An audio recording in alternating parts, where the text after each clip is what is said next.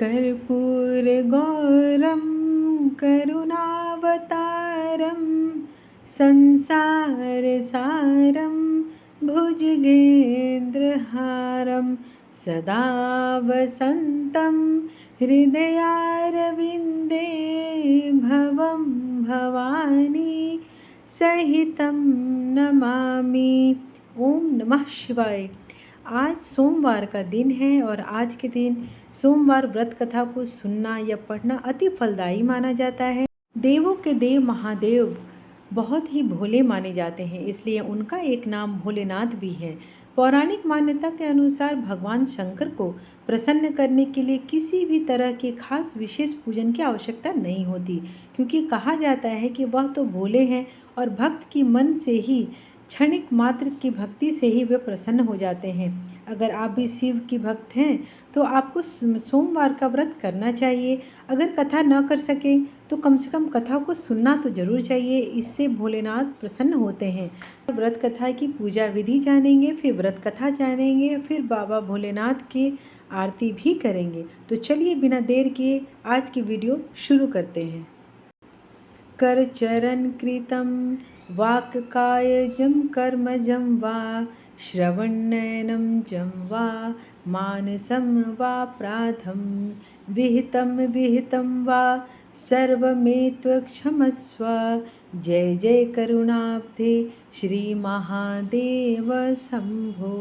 नारद पुराण के अनुसार सोमवार व्रत में व्यक्ति प्रातः स्नान करके शिव जी को जल और बेलपत्र चढ़ाना चाहिए तथा शिव गौरी की पूजा करनी चाहिए। शिव पूजन के बाद सोमवार व्रत कथा सुननी चाहिए। इसके बाद केवल एक समय ही भोजन करना चाहिए। साधारण रूप से सोमवार का व्रत के दिन तीसरे तक रहते हैं, मतलब शाम तक रखा जाता है। सोमवार व्रत 3 प्रकार का होता है: प्रति सोमवार व्रत, सौम्य प्रदोष व्रत और 16 सोमवार का व्रत। इन सभी व्रतों के लिए एक ही विधि होती है। आइए अब कथा का रसपान करते हैं। एक समय की बात है कि किसी नगर में एक साहूकार रहता था। उसके घर में धन की कोई कमी नहीं थी, लेकिन उसकी कोई संतान नहीं थी। इस कारण वह बहुत दुखी था। पुत्र प्राप्ति के लिए वह प्रत्येक सोमवार व्रत रखता था और पूरी श्रद्धा के साथ शिव मंदिर जाकर भगवान शिव और पार्वती जी की पूजा करता था। उसकी भक्ति को देखकर एक दिन माँ पार्वती प्रसन्न हो गई और भगवान शिव से उस साहूकार की मनोकामना पूर्ण करने का आग्रह किया। पार्वती जी की इच्छा अनुसार भगवान शिव ने कहा कि हे पार्वती, इस संसार में हर प्राणी को उसके कर्मों का फल मिलता है और जिसके भाग्य में जो हो उसे भोगना ही पड़ता है। लेकिन पार्वती जी ने साहूकार की भक्ति का मान रखने के लिए उसकी मनोकामना पूर्ण करने की इच्छा जताई। माता पार्वती के आग्रह पर शिव जी ने साहूकार को पुत्र प्राप्ति का वरदान तो दे दिया, लेकिन साथ ही यह भी कहा कि उसके बालक की आयु केवल 12 वर्ष होगी। माता पार्वती और भगवान शिव की बातचीत को साहूकार सुन रहा था। उसे ना तो इस बात की खुशी थी और ना ही दुख। वह पहले की भांति ही शिव जी की पूजा करता रहा। कुछ समय के बाद साहूकार के घर एक पुत्र का जन्म हुआ। जब वह बालक 11 वर्ष का हुआ तो उसे पढ़ने के लिए काशी भेज दिया गया। साहूकार ने पुत्र को मामा को बुलाकर उसे बहुत सारा धन दिया और कहा कि तुम इस बालक को काशी विद्या प्राप्ति के लिए ले जाओ और मार्ग में यज्ञ कराना। जहाँ भी यज्ञ कराओ वहाँ ब्राह्मणों को भोजन कराते हुए दक्षिणा देते हुए जाना। दोनों मामा और भांजे इसी तरह यज्ञ कराते और ब्राह्मणों को दान दक्षिणा देकर वहाँ से चल पड़े। रात में एक नगर पड़ा जहाँ पर नगर की राजा का कन्या का विवाह हो रहा था, लेकिन जिस राजकुमार से उसका विवाह होने वाला था वह एक आंख से काना था। राजकुमार के पिता ने अपने पुत्र के काना होने की बात को छुपाने के लिए एक चाल सोची।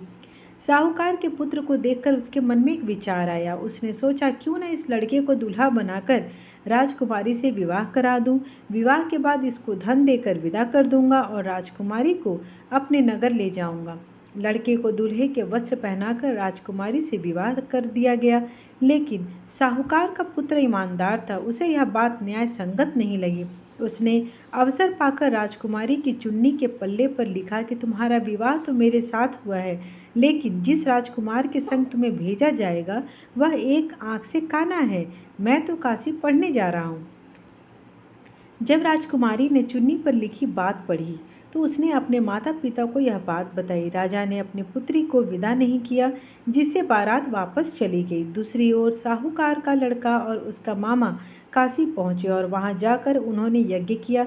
जिस दिन लड़के की आयु 12 साल की हुई उसी दिन यज्ञ रखा गया, लेकिन लड़के के मामा ने से कहा कि मेरी तबीयत कुछ ठीक नहीं है। मामा ने कहा कि तुम अंदर जाकर आराम करो। शिव जी के वरदानुसार कुछ ही देर बाद बालक के प्राण निकल गए। मृत भांजे को देख उसके मामा ने विलाप शुरू किया। संयोगवश उसी समय शिव जी और माता पार्वती उधर से जा रहे थे। पार्वती ने भगवान से कहा, हे स्वामी, मुझे इसके रोने का स्वर सहन नहीं हो रहा, आप इस व्यक्ति के कष्ट को अवश्य दूर करें। जब शिव जी मृत बालक के समीप गए तो वह बोले कि यह उसी साहूकार का पुत्र है जिसे मैंने 12 वर्ष की आयु का वरदान दिया था। अब उसकी आयु पूरी हो चुकी है।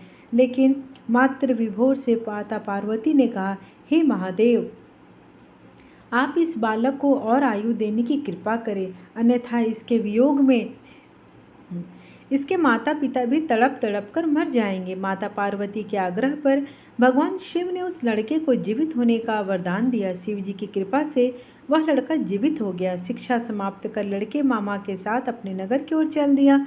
दोनों चलते हुए उसी नगर में जा पहुंचे जहां उसका विवाह हुआ था। उस नगर में भी उन्होंने यज्ञ का आयोजन किया। उस लड़के के ससुर ने उसे पहचान लिया और महल में ले जाकर उसकी खातिरदारी की और अपनी पुत्री को उसके साथ विवाह करके विदा किया। इधर साहूकार और उसकी पत्नी भूखे प्यासे रहकर बेटे की परीक्षा रहे थे। उन्होंने प्रण कर रखा था कि यदि उन्हें अपने बेटे की मृत्यु का समाचार मिला तो वह भी प्राण त्याग देंगे, परंतु अपने बेटे के जीवित होने का समाचार पाकर वह बेहद प्रसन्न हुए। उसी रात भगवान शिव ने व्यापारी के स्वप्न में आकर कहा, हे श्रेष्ठी, मैंने तेरे सोमवार के व्रत करने और व्रत कथा सुनने से प्रसन्न होकर तेरे पुत्र को लंबी आयु प्रदान की है। इसी प्रकार करता है, यह कथा सुनता है और पढ़ता है, उसके सभी दुख दूर होते हैं और समस्त मनोकामनाएं पूर्ण होती है। अब आइए हम लोग भगवान शिव की आरती करते हैं। जय शिव ओंकारा, ओम जय शिव ओंकारा, ब्रह्मा विष्णु सदा शिव अर्धांगी धारा। ओम जय शिव ओंकारा, एकानन चतुरानन पंचानन राजे, हंसानन गरुड़ासन वृषवाहन साजे। ओम जय शिव ओंकारा, दो भुज चार चतुर्भुज, 10 भुज अति सोहे, त्रिगुण रूप निरखता त्रिभुवन जन मोहे। ओम जय शिव ओंकारा, अक्षमाला वनमाला रुंडमाला धारी, चंदन मृग मद सोहे, भाले शशिधारी। ओम जय शिव ओंकारा, श्वेतांबर पीतांबर बाघंबर अंगे, सनकादिक गरुड़ादिक भूतादिक संगे। ओम जय शिव ओंकारा, कर के मध्य कमंडल चक्र त्रिशूल धरता, जग करता जग भरता, जग संहार करता। ओम जय शिव ओंकारा, ब्रह्मा विष्णु सदा शिव जानत अविवेका, प्रणवाक्षर के मध्य तीनों ये एकार। ओम जय शिव ओंकारा। त्रिगुण स्वामी जी की आरती जो कोई नर गावे, कहत शिवानंद स्वामी मन वांछित फल पावे। ओम जय शिव ओंकारा। त्वमेव माता च पिता त्वमेव बन्धु च सखा त्वमेव विद्या द्रविणं त्वमेव सर्वं मम देव।